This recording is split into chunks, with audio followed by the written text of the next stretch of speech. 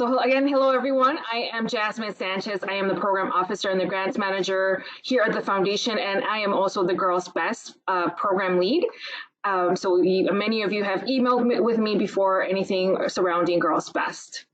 Hi everyone, my name is Lulit Mola. I'm the Vice President of Community Impact here at the Foundation. Also have the pleasure of working with Jasmine and all of you as former and current grantee partners and hopefully future grantee partners as through the girlsBEST program. I also want to give a shout out to our colleague Cynthia, who is here managing some of the webinar technology logistics in the room with us today. So we are all here for this webinar, making sure to give you the information you need so that you have a successful application process.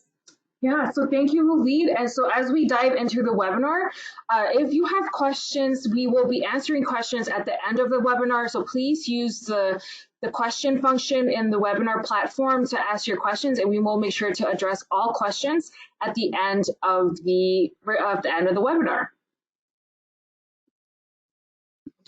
So our overview for today, today we're just going to share more information about who we are if you're new to Women's Foundation of Minnesota, provide a deeper understanding of our girlsBEST Fund, the best practices and tracks and theory of change that informs the program, and then discuss the online grant application process, how to log on, how to register, etc., and then answer any outstanding questions around the application process and the fund.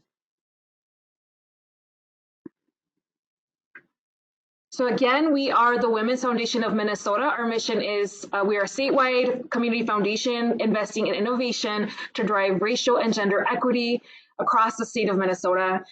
We lead with hope, generosity, and inclusion at the foundation, and we envision a world where we can create equal opportunities for women and girls to hold power and to create safe and prosperous lives. So what is girlsBEST? This is why we're all here today. So our girlsBEST Fund stands for our Girls Building Economic Success Together.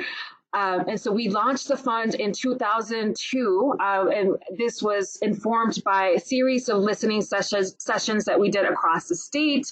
And it was also supported with research to really hone down on how do we support the economic opportunities of young girls across our state.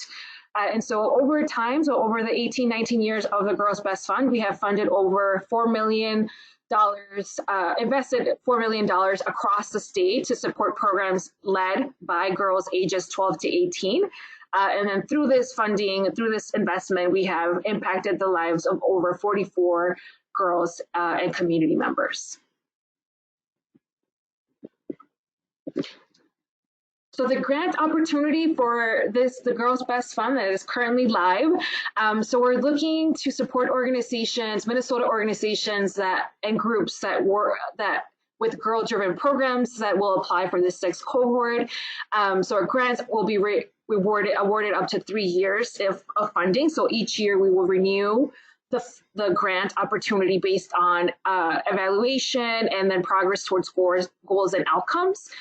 The grants for this particular application process will range between $10,000 to $20,000 per year, and the average award for organizations is $15,000. And then again, we are funding programs to enhance the economic opportunities for girls ages 12 to 18 that apply the girlsBEST program framework.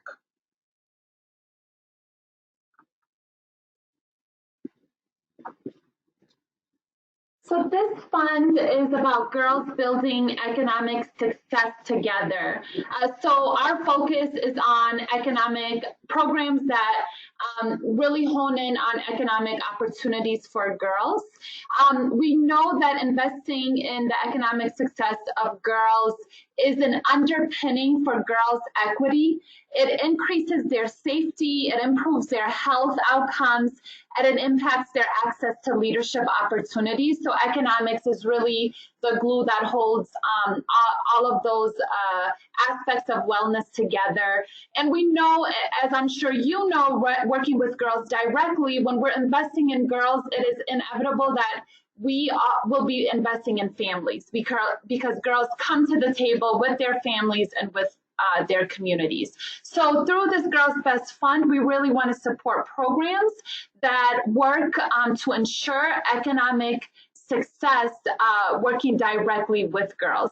And as we're going through this, I want to acknowledge two things. I want to acknowledge that for girls to be and to thrive economically, it cannot only depend on them, but systems also have to shift. So we also have the Young Women's Initiative here at the foundation, as well as our other systems related work that's working on systems change. And the girlsBEST Fund is really the only fund that focuses on organizations working directly with girls to improve the economic outcomes from the girls' perspective, but we know that would be incomplete without systems changing too. So we are doing both, but this is focused on girls. Thank you, Luvi, for that context. So as some of you are familiar with, or if you're new to this, we have our work, our girlsBEST Fund is driven by our girlsBEST theory of change. So this theory of change aims to increase the readiness of girls to achieve their economic well-being. And so we do this through 3 stages. So our first stage is our awareness stage. So girls become increasingly aware in the ways in which women and girls are treated unequally in our society due to racist and sexist practices that are embedded in institutions and policies, which in turn will impact their economic potential. The second stage of our theory of change is agency. So girls become aware that they can become agents of change and they can build power from within and with each other in their girlsBEST programs, through leadership and participation in program activities. And then lastly, this third stage of our theory of change is activism and advocacy. So girls are becoming aware that they can take action individually and collectively. They can come together to advance gender and racial equity and impact systems and institutions.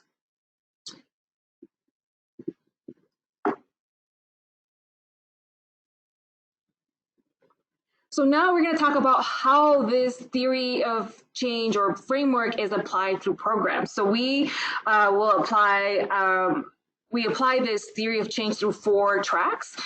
So we are looking at academic programs, so programs that will focus to help girls stay in school, pursue college and future career goals, programs that will help the girls' financial and economic capacity, school-based programs that will support young girls in excelling in mathematics, science, technology. So that's one of the tracks that you will be applying. So when you are going through the application process, you will select one of the tracks.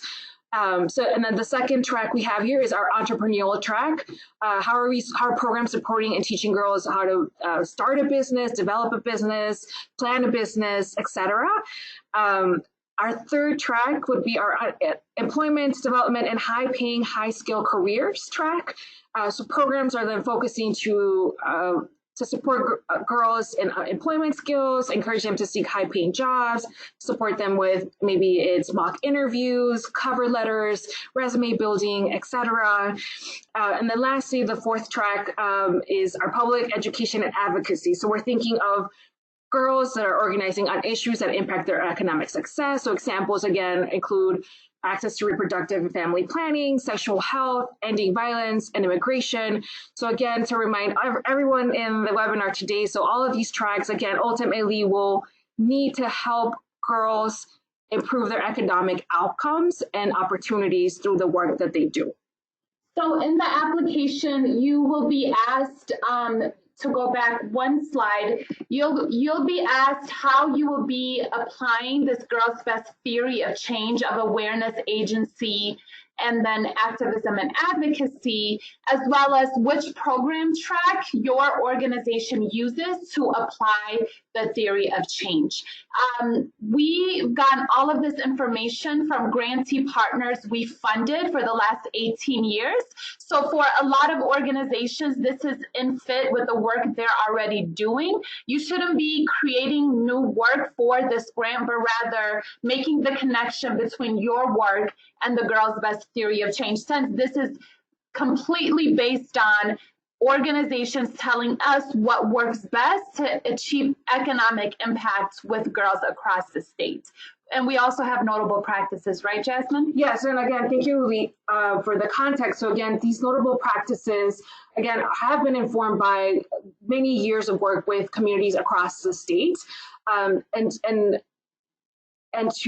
highlight them, so we have financial literacy, leadership development, mentoring, building on cultural strengths, collaboration, multi-generational approach, and healing and wellness.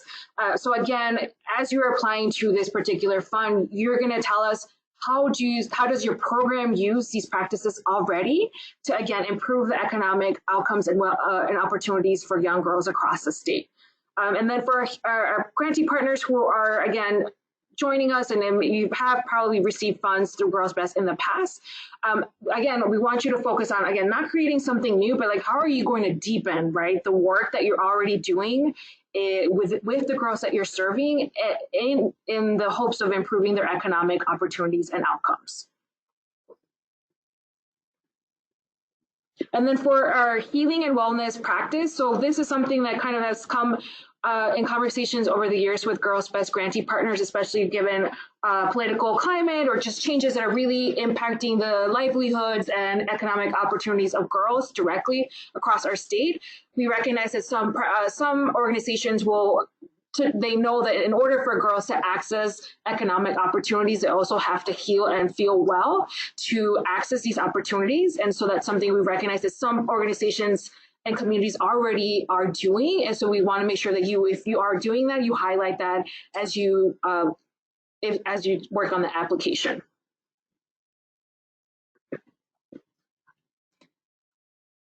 So our funding criteria and eligibility for this fund. So at the Women's Foundation, we define girls.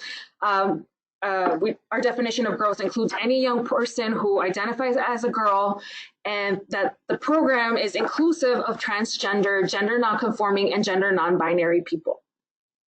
So that is actually something new for those of you who, again, have been probably funded in the past, but we also recognize that this is probably already happening within programs and communities, but we just want to make sure our commitment to girls across the state. Programs must operate in Minnesota and serve low-income girls in Minnesota. We also are looking at programs who are focusing on low-income girls, girls of colors and American Indian girls, girls in greater and rural Minnesota, LGBTQ plus youth, and girls with disabilities. And then programs must also demonstrate a strategic focus on increasing girls' economic readiness and opportunity. Again, we can't stress that enough. So making sure you're making that connection to the work you're doing is critical in the application process.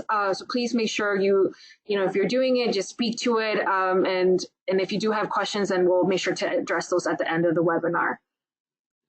Programs must demonstrate how girls are engaged in all aspects of the program, including the planning process, the implementation process, and evaluation. So that is also key to this particular fund, our girlsBEST fund, how are young girls engaged in these 3 stages of programming.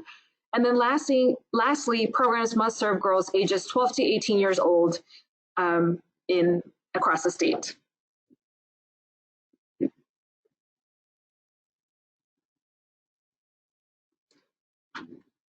And here is our grant timeline for this fund. So the application is live. Thank you for those who've already registered. Proposals will be due on April 1st, 2020. That is not an April Fool's joke. And we have extended the timeline. Usually these are due about 5 p.m. We recognize that we have some grant writers out there who just excel at working later at night. So we want to acknowledge that. So again, 11:59 p.m. is the deadline on April 1st, 2020. Applicants who are selected for a site visit. So here at the Women's Foundation of Minnesota, we invite organizations to come and present their proposals. So you will be notified by mid-April on if you're moving forward for a site visit. And then for all applicants, as you're working on this application, please make sure you hold Saturday, May 30th, 2020. That will be our girlsBEST Grant Making Committee Day. So that is when organizations will come and make presentations to our committee members. And then our committee will make funding recommendations after this day. And so all organizations will be notified of grants grant status by mid-June, and then shortly after that is issuing payments for organizations who have been awarded. And then this is for organizations that are awarded. We'll have an evaluation information webinar to give you the context of surveys that we will be collecting in the future for our renewal process in the coming years.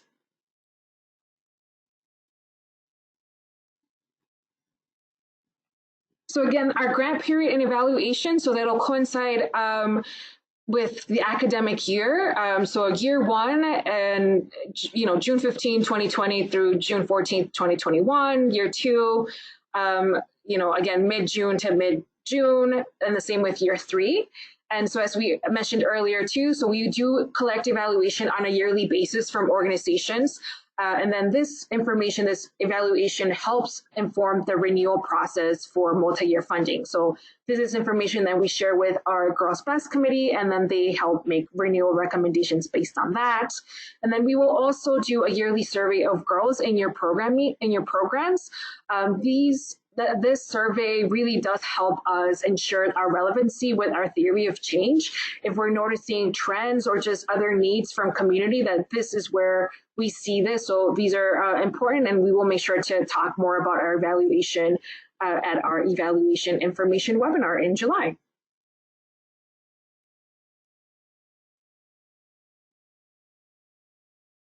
So as I mentioned, so we have a girlsBEST committee here at the Women's Foundation of Minnesota. So the committee is made of WFMN staff. We have board of trustees on the committee, community members, and girls who help us make funding recommendations. So again, our site visit this year will be Saturday, May 30th here at the Women's Foundation of Minnesota. And then for our greater MN grantee partners, we will make sure we have an alternative to you driving down all the way from your area of the state, and we will also make sure technology is accessible as a presentation option. And the committee will make grant recommendations shortly after all presentations on the site visit day.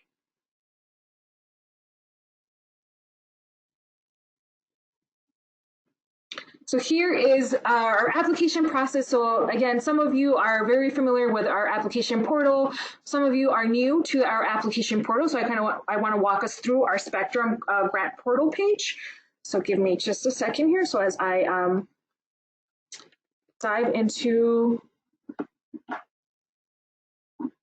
here we are.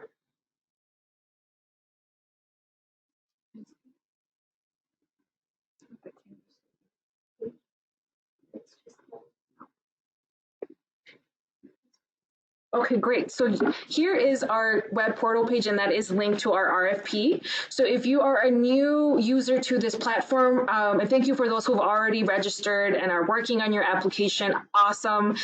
So if you're a new user, please make sure you click register. So just give me a second here. So as you do that, you'll notice, you'll create your profile. So I know for organizations, often it's the grant writer or grant writing team at the organization that does this. I know some organizations will sometimes have their executive director be the person. So whoever the organization decides that will be submitting the application on behalf of the organization should fill out this information. And then you will make sure you accept the terms and conditions.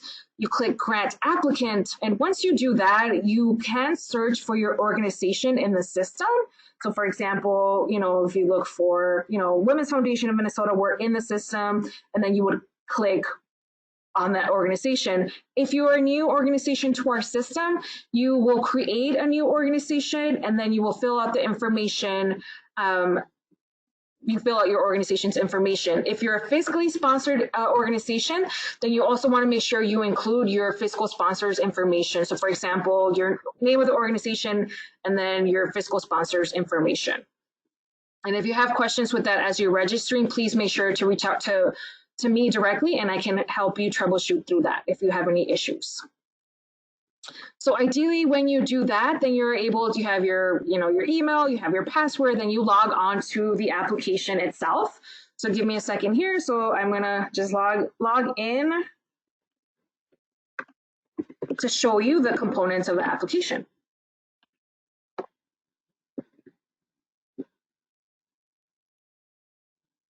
So here we have our girlsBEST Fund application.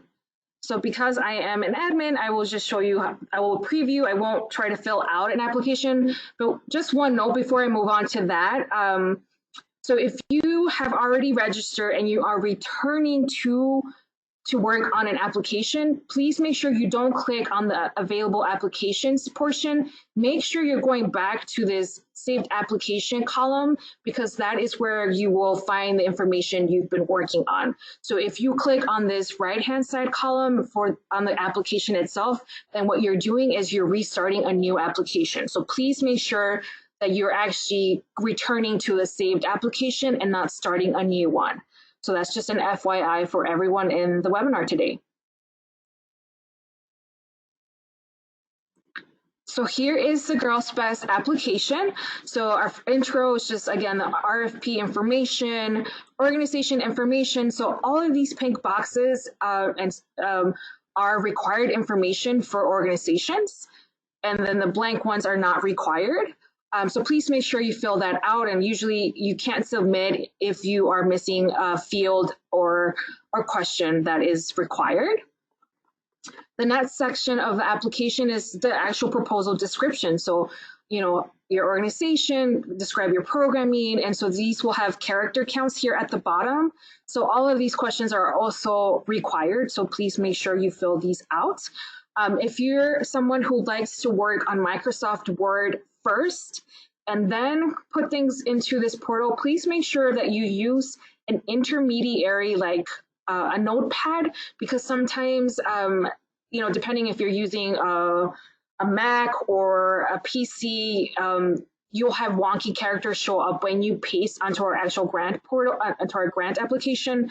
So please make sure you use like an intermediary like notepad to help you navigate some characters that may be misaligned, etc.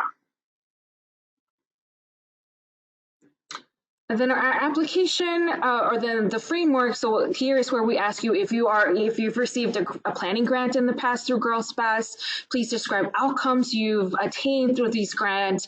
And then if you're a current girlsBEST grantee partner, please again describe your programming and how has evolved through the work you've done in the past cohort or years. And so again, then you'll be able to select the track for this particular fund, and then you can describe the fund.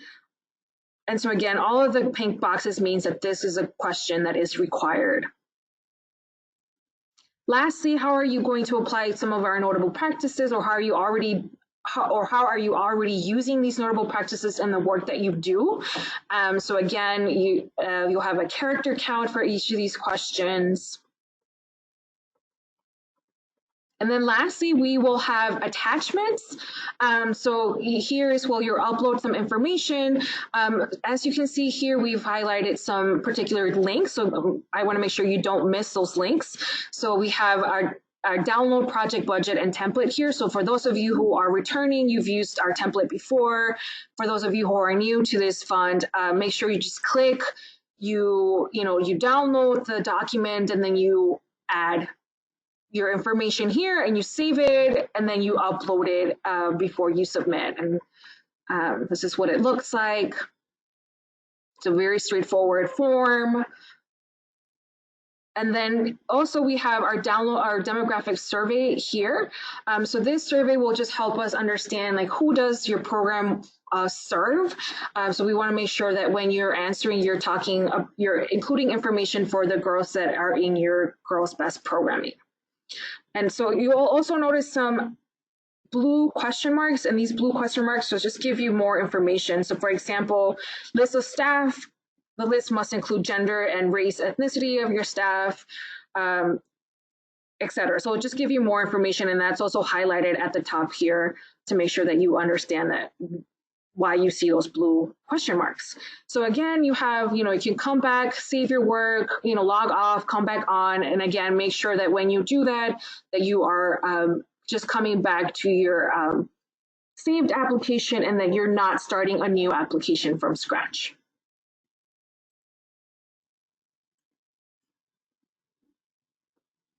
So give us a second here as we log back onto our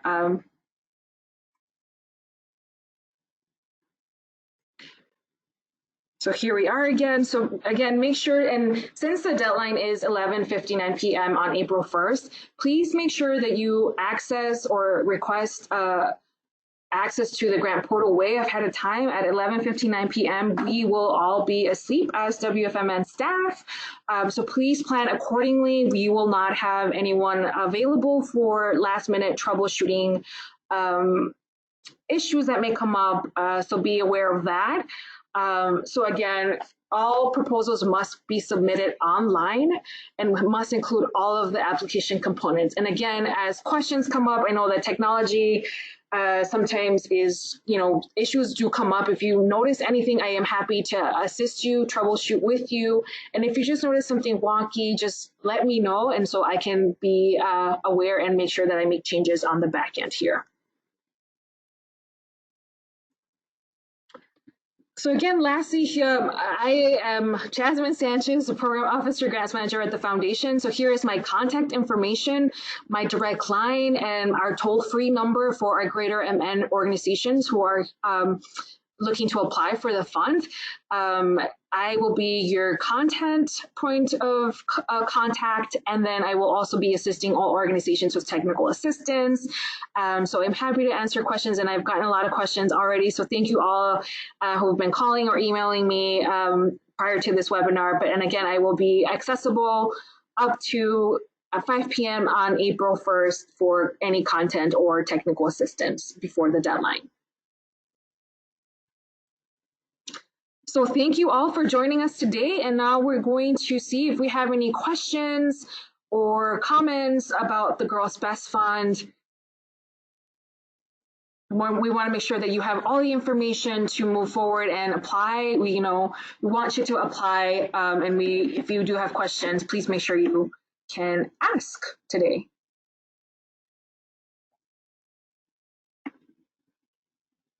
So as of now, we're not seeing any questions. Please don't be shy. This is the time. And again, what we'll do for those of you who registered and were not able to make it today, we will make sure that this is something that is shared after the webinar by the end of the week. And we will also make sure to include the link to this video on our webpage for all of you who are here today, or if you wanted to share it with other peers or other communities, please do that too. Again, we want to make sure that in this process we have greater MN representation because we recognize that there are particular or specific challenges that some of our greater MN girls face in comparison to our metro-based programs. And so something that we are very committed to through our girlsBEST Fund. So I see two questions. So are programs eligible to apply for the grant if they also serve boys? Thank you for that question.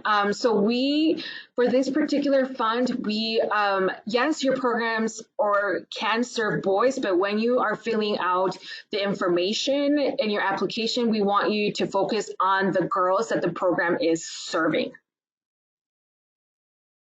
And the same would go for the demographic information. Please make sure that you can include like the total number of boys that are supported through your program, but we want to know like how many low-income girls, how many girls identify as Latinx or American Indian. We want you to focus on the girls in your program.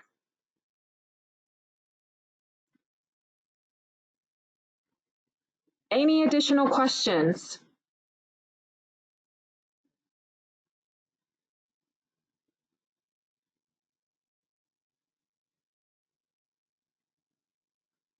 Oh, okay. Thank you for this observation. So a participant just brought us to our attention about the character count on one of the notable practices. So I will make sure to double check to make sure that that is up to date. So thank you for bringing that to my attention. And I will just double check shortly after the webinar to make sure that that it's not 50, but the 2,000 that we've outlined in the RFP. Thank you.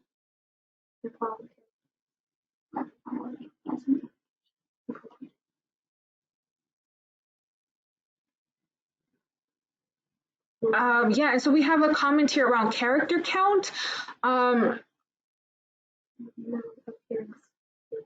good on their end. Yeah, so no, yeah. So if you're plugging in, and so the character count should look good on your end, at my end. So if you're all going over, the system will let you know, and then you're going to have to edit your answer as needed to make sure that it fits the required character count.